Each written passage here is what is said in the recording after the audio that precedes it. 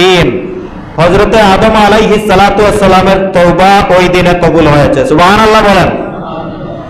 হযরতে মূসা আলাইহিস সালাতু ওয়াস সালামকে আল্লাহ ওই দিন ফিরাউনের কবল থেকে নাজাত দান করেছেন, সুবহানাল্লাহ বলবেন না? হযরতে ইব্রাহিম আলাইহিস সালাতু ওয়াস সালামের জন্ম ওই দিনে হয়েছে।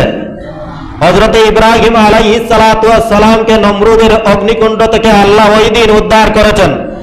হযরতে ইয়াকুব আলাইহিস সালাতু ওয়াস সালাম ইউসুফ আলাইহিস সালাতু ওয়াস সালামের জন্য কান্না করতে করতে চোখ এর জ্যোতি চলে গিয়েছিল, ওই দিন আল্লাহ পাক রব্বুল আলামিন ইয়াকুব আলাইহিস সালাতু ওয়াস সালামকে যুগের জ্যোতি দান করেছিলেন। হযরতে ইউসুফ আলাইহিস সালাতু ওয়াস সালামকে ওই দিন আল্লাহ পাক রব্বুল আলামিন কুয়া থেকে উদ্ধার করেছিলেন। হযরতে আইয়ুব আলাইহিস সালাতু ওয়াস সালামের দোয়া ওই দিন কবুল হয়েছিল। হযরতে ঈসা আলাইহিস সালাতু ওয়াস সালামকে আল্লাহ পাক রব্বুল আলামিন ওই দিন আসমানের মধ্যে উত্তোলন করেছেন। হযরতে ইউনূস আলাইহিস সালাতু ওয়াস সালাম মাছের পেট থেকে যেই দিন উদ্ধার হয়েছিলেন সেই দিন ছিল আশুরার দিন, সুবহানাল্লাহ বলবেন না?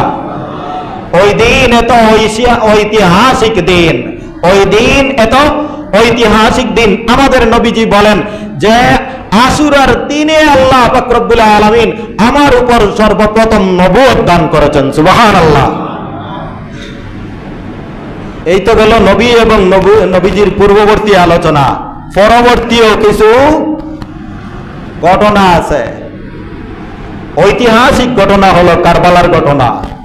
ঐতিহাসিক ঘটনা কারবালার ঘটনা। নবীজির নাতি হযরতে হুসাইন রাদিয়াল্লাহু তাআলা আনহু কুফার গাদ্দারদের হাতে ওই দিন শাহাদাত বরণ করেছিলেন। শব্দ বুঝে আসছে না বুঝেন নাই?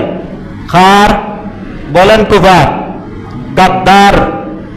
ওরা হযরতে হুসাইন রাদিয়াল্লাহু তাআলা আনহুকে বারবার অনুরোধ